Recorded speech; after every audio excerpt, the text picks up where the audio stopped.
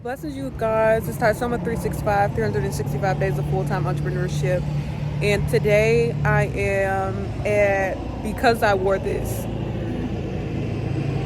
I'm at Maserati dealership right now. The event is inside, and I'm supporting another nonprofit, SLS. And I just want to take you guys along with me on this journey. And to be honest, today haven't been the best day, but I wanted to keep you guys in the loop, and I wanted to show you guys this because I heard it's going to be set up so nice. And this is also my first time ever being in a Maserati dealership as well. So stay with me, you guys. This is Maserati Pensacola, you guys. And I like how they got it set up. So these are just representations of how they were dressed when they had got taken and put into sex trafficking. I just wanted to give you guys a view. And I think these are good examples because most time people always say, what were you wearing when things are happening, or you were wearing something inappropriate, but some of these are fully clothed. And this is a whole military outfit, and these things happen to people that wears regular clothing. Survivors-led solution had invited a bunch of survivors that had survived being sex trafficked. And they did speak. I did not personally record them because I didn't want to breach anything that could possibly reach an audience that they are trying to stay away from. So I did respect them and not record them and put their faces on here. But the event was so great. Like, this is even a child, you guys. They don't care the age. They don't care what you wear. They don't care how you feel. They don't care if you go to a Christian school. They don't care. All they want is the money that they're going to get when they sell you. I hope you enjoy the rest of the clips that are in. You guys stay blessed, and I thank you guys for following me.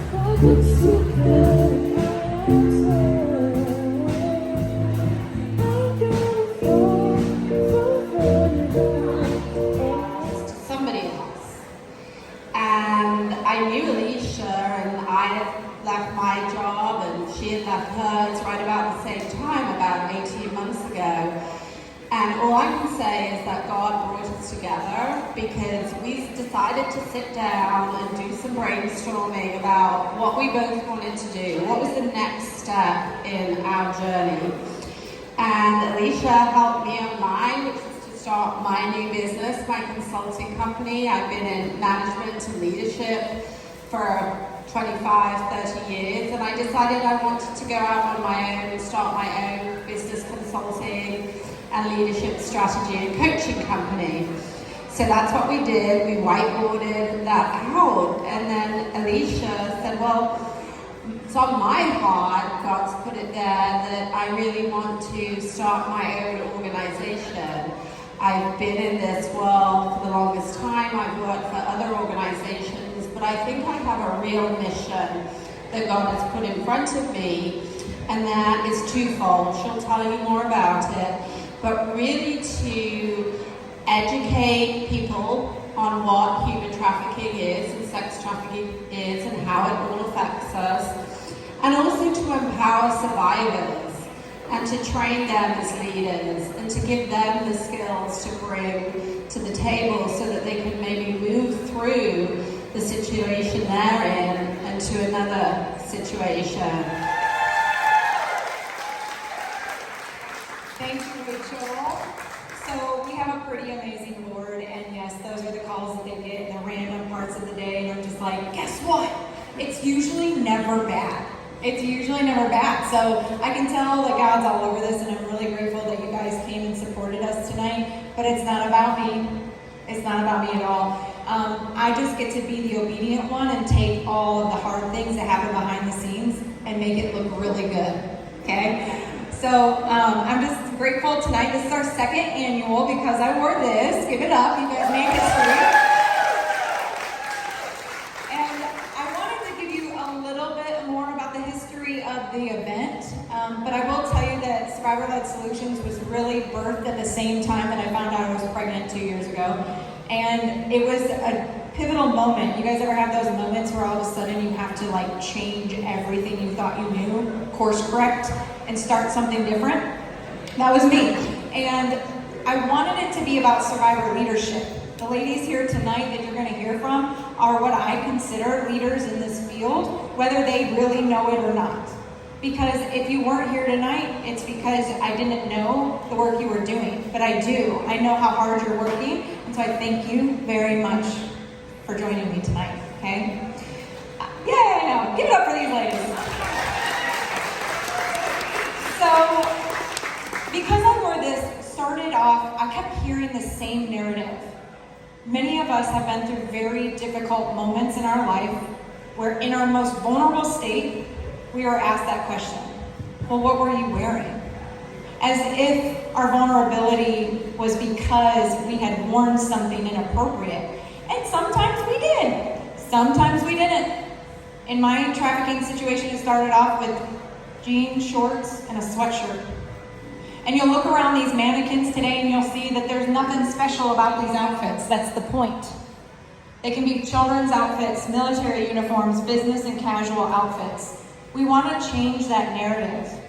And what I'll tell you is that we've been training with law enforcement over the last, I've been doing it for almost 10 years, but the last 2 years very intentionally, because that question starts that stigma, which makes us shut down instead of get empowered to tell the truth. And so the question is actually, are you wearing the evidence in which you were assaulted in? That would change everything. Because I can tell you, yeah or no. But instead, we're answered with this. Well, what were you wearing? Were you drunk? Were you high? Why were you there? If it was so bad, why didn't you leave? I know that, you guys are all, I got goosebumps. That's what's going on. And so we have to stand together. We have to say no more of this. We need to train and change that narrative. So it started with survivor leadership. And I'll tell you, they're doing big work. The second thing that happened was that I'm starting, I guess some of you know, I'm getting my PhD.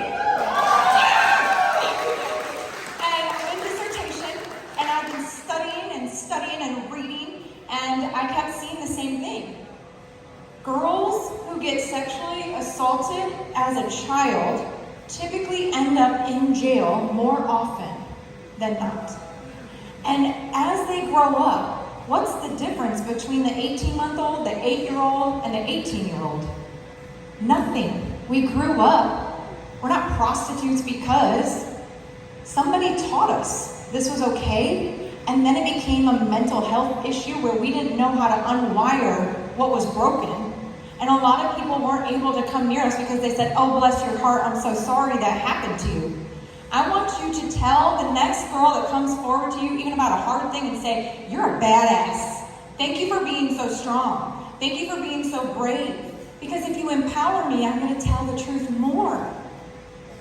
Not make me feel dirty and ugly and sorry I even told you. Okay? So this dissertation has led me to see this repetitive generational cycle of recidivism. Say that 3 times fast.